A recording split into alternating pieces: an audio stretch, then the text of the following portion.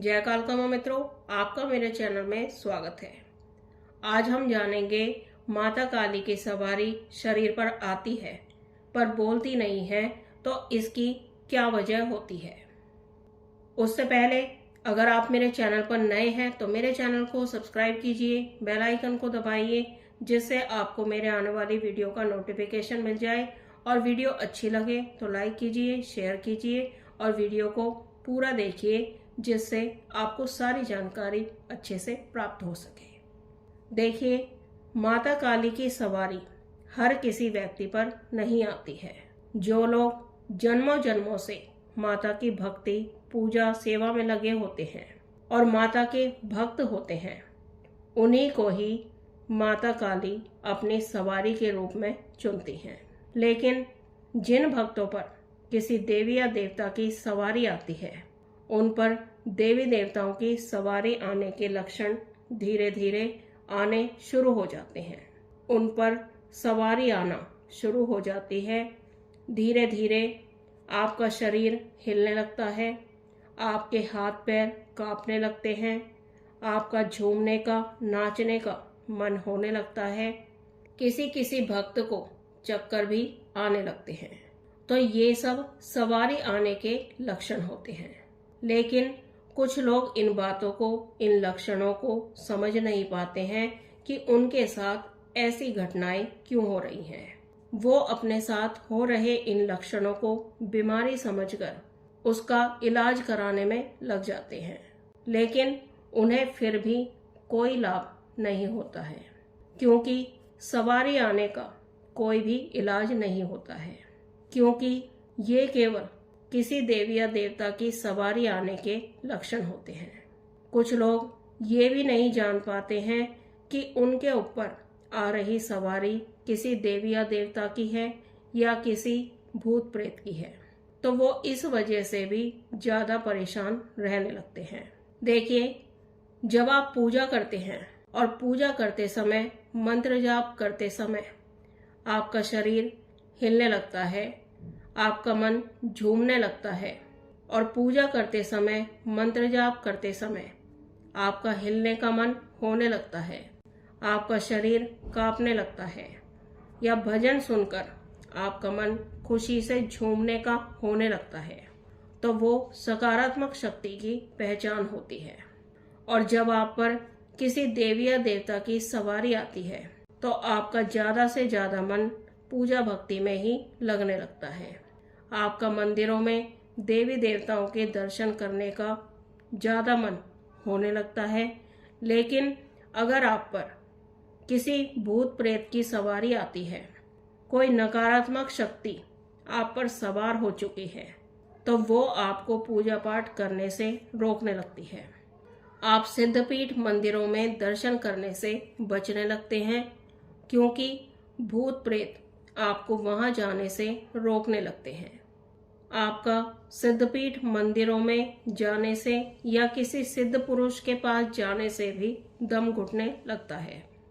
और जब भी आप पूजा करते हो, तो वो नकारात्मक शक्ति आपकी पूजा को पूरा होने से रोकने लगती है। तो इन लक्षणों से आप जान सकते हैं कि आपके शरीर पर किसी देवी या देवता की सवारी आई है या किसी भूत प्रेत की। कुछ लोग इन बातों से, इन लक्षणों से घबरा भी जाते हैं और इस वजह से वो पूजा करनी भी बंद करने की सोचने लगते हैं। भजन सुनने से भी वो डरने लगते हैं। तो देखिए, अगर आपके साथ ऐसी घटनाएं, ऐसे संकेत आपको मिल रहे हैं, तो आपको बिल्कुल भी नहीं डरना चाहिए और आपको अपनी भक्ति, पूजा वैसे ही करते रहना चाहिए जैसे आप कर रहे हैं। कुछ लोग ऐसे भी होते हैं कि वो इन लक्षणों को जानने के बाद, अपने ऊपर आ रही सवारी का पता चलने के बाद, वो इधर उधर भटकना शुरू कर देते हैं। वो भक्ति के मार्ग में आगे बढ़ने के लिए अपने लिए किसी गुरु की तलाश करने लगते हैं, जो उन पर आ रही सवारी को पूरी तरह से खोल सके या समाज कल्याण का जो भी कार्य है वो उनसे करवा सके। तो वो इसके लिए जगह जगह भक्तों के पास, तांत्रिकों के पास जाना शुरू कर देते हैं। अब जिन व्यक्तियों पर सवारी शुरू में आना शुरू करती है तो उन्हें किसी भी बात का ज्ञान नहीं होता है या उनके घर के लोग उन पर विश्वास भी नहीं करते हैं कि उन पर किसी देवी या देवता की सवारी आ रही है। कुछ लोग इसे मानसिक बीमारी समझने लगते हैं या घर के लोग समझते हैं कि उन पर किसी भूत प्रेत की आत्मा आ गई है। तो ऐसे में वो लोग इलाज कराने के लिए इधर उधर किसी भगत तांत्रिक के पास भी चले जाते हैं, जिसके बारे में उन्हें पूरी तरह से जानकारी नहीं होती है और कुछ लोगों के कहने पर आप उससे अपना इलाज कराना शुरू कर देते हैं। ऐसे में वो भगत तांत्रिक आप पर आ रही सवारी को पहचान लेता है।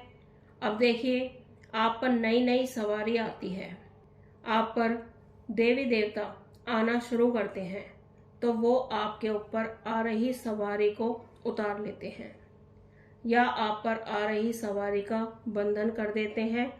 वो आपके शरीर का बंधन कर देते हैं, जिससे आप पर आ रही सवारी आपके शरीर में पूरी तरह से नहीं आ पाती है और देवी देवताओं की सवारी आप पर आना बंद हो जाती है। तो मित्रों, अब बात करते हैं, अगर आप पर किसी देवी या देवता की सवारी आती है, खुलकर नहीं आती है या बात नहीं करती है, तो देखिए, जिन लोगों पर सवारी आती है लेकिन सिर्फ आकर ही चली जाती है, कुछ बोलती नहीं है, तो ऐसे लोगों को बिल्कुल भी घबराना नहीं चाहिए। उनको अपने इष्ट, अपने देवी देवताओं का ध्यान करना चाहिए, क्योंकि सवारी जो आप पर आती है वो आपके इष्ट देवी देवता की ही सवारी आप पर आती है। या आप जिस देवी या देवता की पूजा सेवा करते हैं उनकी सवारी आप पर आना शुरू हो जाती है, या आपसे प्रसन्न होकर आप पर आपके कुल देवी या देवता की, आपके घर के पितरों की भी सवारी आपके शरीर पर आना शुरू हो जाती है। तो आपको उनकी वैसे ही पूजा सेवा करनी चाहिए जैसे आप कर रहे होते हैं। आपको उसमें किसी भी प्रकार का बदलाव नहीं करना चाहिए। जब आप पर किसी देवी या देवता की सवारी आना शुरू होती है तो उस सवारी का कोई समय नहीं होता है, वो कभी भी किसी भी वक्त आ सकती है और आपके शरीर में दर्द होना, सिर घूमना, चक्कर आना, शरीर सुन्न होने लगता है। तो ये सब सवारी के शुरू के लक्षण होते हैं। जैसे जैसे आपकी भक्ति पूजा बढ़ने लगती है, आपको पूजा करते हुए ज़्यादा समय होने लगता है, तो वो सवारी नियंत्रित होने लगती है। और जब आप पर किसी देवी या देवता की सवारी पूरी तरह से आना शुरू कर देती है तो वो आपको आगे का रास्ता खुद ही दिखाने लग जाती है। कौन सा व्यक्ति आपके लिए सही है, कौन सा व्यक्ति आपके लिए गलत है, आपके लिए क्या सही है, आपके लिए क्या गलत है, वो सब आपको सवारी अपने आप ही रास्ता दिखाने लग जाती है। अगर आपका कोई गुरु नहीं है तो वो आपको गुरु बनाने के लिए भी आपको सपने में किसी सिद्ध गुरु के दर्शन भी करवाने लगती है, जो आपके लिए हर तरह से सही होता है, जो सिर्फ समाज कल्याण ही करता है और जो सच्चा सेवक होता है, या फिर किसी ऐसे व्यक्ति तक आपको लेकर जाती है जिसे इस विषय में पूरी तरह से जानकारी हो और वो व्यक्ति आपका सही मार्गदर्शन कर सके। तो कभी भी आपको जल्दबाजी नहीं करनी चाहिए। बिना सोचे समझे किसी को भी गुरु ना बनाए।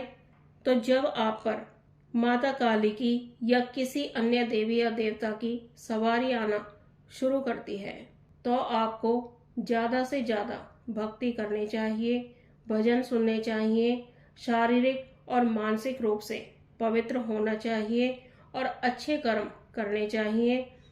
जितना ज़्यादा आपकी भक्ति होगी उतनी ही ज़्यादा आपको उस सवारी की शक्ति प्राप्त होने लगती है।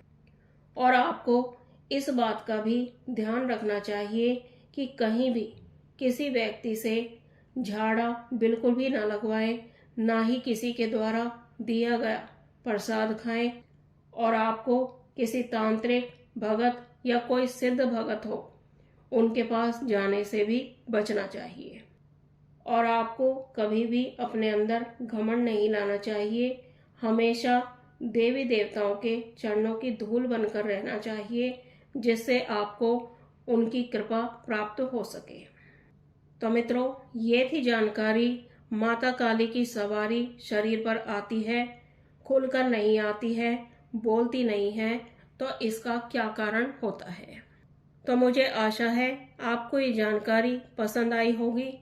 वीडियो अच्छी लगे तो लाइक कीजिए, शेयर कीजिए और चैनल को सब्सक्राइब कीजिए। हम मिलते हैं एक नई जानकारी के साथ। तब तक के लिए जय महाकाल, जय महाकाली।